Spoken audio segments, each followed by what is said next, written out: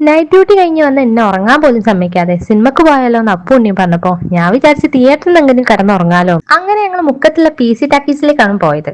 കൂലി സിനിമ കാണാനാണ് ഞങ്ങൾ പോയതെങ്കിലും പക്ഷെ കൂലി സിനിമയുടെ ടിക്കറ്റ് ഒന്നും കിട്ടിയില്ല. ലാസ്റ്റ് സുമതി വളവിനാണ് കയറിയത്. സുമതി വളവെന്ന് കേട്ടപ്പോ തന്നെ എനിക്കിത് ചെറിയ വശപ്പശക്കൊക്കെ തോന്നിയിട്ടായിരുന്നു. കൂട്ടത്തിൽ ഏറ്റവും പേടിത്തൊണ്ടിയായ എനിക്ക് ഈ പ്രേതങ്ങൾ എന്നൊക്കെ പറയുന്നത് ഭയങ്കര അറപ്പുള്ള കാര്യമാണ്. സംഭവം ഉഷാറ് കോമഡി പടാണ്. അതിൽ ഒരു പ്രേതവും ഇല്ല എന്നൊക്കെ പറഞ്ഞിട്ടാണ് ഇവർ രണ്ടാളും കൊണ്ട് എന്നെ സിനിമ കൊണ്ടായത്. ഇവരെ പോലുള്ള നോർമൽ പീപ്പിൾസിന് ഇങ്ങനത്തെ കാര്യങ്ങളൊന്നും വലിയ പേടിയില്ലെങ്കിലും എന്നെപ്പോലെയുള്ള പേടി തൊണ്ടകൾക്ക് അതിന്റെ ഒരു തീഷ്ണത പറഞ്ഞാൽ മനസ്സിലാവും. സിനിമ തുടങ്ങിയപ്പോ തൊട്ട് എന്റെ ഷോളും എന്റെ കൈയൊക്കെ എന്റെ കണ്ണുമ്പോ തന്നെയായിരുന്നു.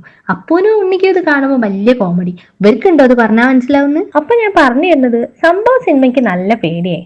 അന്നത്തെ ഉറക്കം പോയിന്ന് മാത്രല്ല, പിന്നെ 2 ദിവസത്തിനായിട്ട് ഞാൻ ഇങ്ങനെ ഒറ്റയ്ക്ക് എടുക്കുന്ന പോലും ഞാൻ അവിടുന്ന് ചിന്തിച്ചിട്ടുണ്ടായിരുന്നു. പിന്നെ തിയേറ്ററിൽ പോയി കഴിഞ്ഞാൽ പണ്ട് തൊട്ടേ നമ്മൾ ശീലിച്ചു പോകുന്ന കുറച്ച് ചിട്ടവട്ടങ്ങളൊക്കെ ഉണ്ടല്ലോ. വെറുതെ ആണെങ്കിലും കുറച്ച് പോപ്കോൺ ഒക്കെ വാങ്ങുക, ഇന്റർവെല്ലിൽ ഒരു കോഫി കുടിക്കുക, ഇതൊക്കെ ഞങ്ങൾ വളരെ കൃത്യമായി തന്നെ ചെയ്തിട്ടുണ്ടായിരുന്നു. സിനിമയൊക്കെ കഴിഞ്ഞ് ഓല രണ്ടാളി 4 ചീത്തൊക്കെ പറഞ്ഞ് തിയേറ്ററിൽ നിന്ന് ഇറങ്ങി പോകുന്നവരെയാണ് എനിക്ക് ലേശം സമാധാനക്കായി. തിരിച്ച് ഞങ്ങൾ വീട്ടിലേക്ക് മാവൂര് വഴിക്കന്നെയായിരുന്നു പോകുന്നത്. കേശുവിന്റെ സ്കൂൾ വിടാൻ നേരായതിനെ കൊണ്ട് ഞങ്ങൾ കേശുവിനെയും കൂട്ടി പോവാന്ന് പ്ലാൻ ഇട്ട്.